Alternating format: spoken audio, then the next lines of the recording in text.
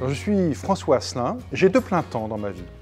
Voilà, j'ai tout le temps peur de manquer de travail, là, c'est pas ce qui manque, j'en ai même de trop. Je suis chef d'entreprise d'une entreprise familiale. Mon plus beau diplôme, c'est PME plus 29, ça fait 29 ans que je préside, que je pilote l'entreprise familiale Asselin, qui est spécialisée en charpente-menuiserie dans la restauration du patrimoine. Et puis l'autre plein temps, c'est que je suis président de la Confédération des petites et moyennes entreprises. Écoutez, ça me comble aussi, ce deuxième plein temps, parce que défendre et la personne morale, l'entreprise et son dirigeant, la personne physique, le chef d'entreprise, eh bien non seulement finalement c'est défendre ma propre vie, mon propre parcours, mais c'est défendre aussi une colonne vertébrale dont le pays a tant besoin. Le chef d'entreprise, vous savez, il est dressé pour courir une course d'obstacles.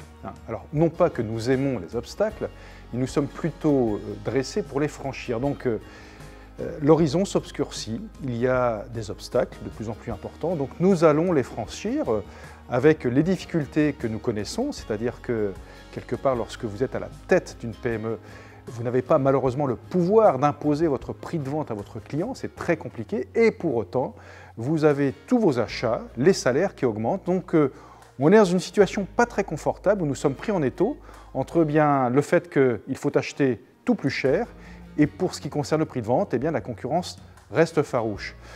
Pour autant, nous ne sommes pas désespérés, parce qu'une entreprise, c'est avant tout une aventure humaine. Nous avons nos collaborateurs sur lesquels, bien évidemment, nous nous appuyons.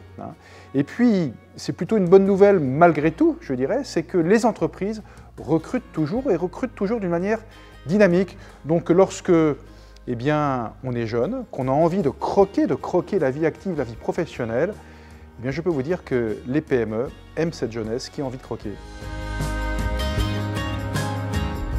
Alors, on a un sujet vraiment d'actualité, c'est le coût de l'énergie. Beaucoup d'entreprises sont en renouvellement de leur contrat d'énergie. Au 1er janvier 2023, pour certaines d'entre elles, elles ont en face d'elles de telles propositions de prix que leur modèle économique n'est plus viable.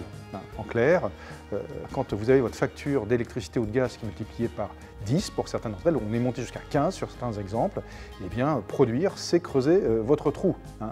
Donc là, il y a une urgence immédiate à traiter. Il faut que nous puissions avoir un bouclier tarifaire au niveau européen pour faire en sorte que les entreprises qui sont concernées par cela, par le coût de l'énergie, avancent plus sereinement.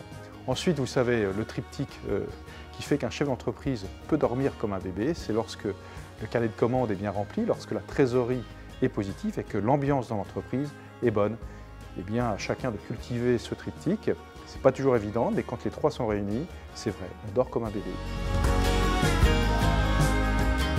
Je ne sais pas si je peux donner de conseils, parce que vous savez, si j'ai PME plus 29 et que j'en suis fier, comme beaucoup de chefs d'entreprise, je suis passé par des hauts et par des bas. Et souvent, la caractéristique d'un chef d'entreprise, c'est que un jour, vous vous sentez le roi du monde et le lendemain, voilà, vous sentez le roi des couillons. Pardonnez-moi de la trivialité, mais c'est un petit peu comme ça que ça se passe dans la vie.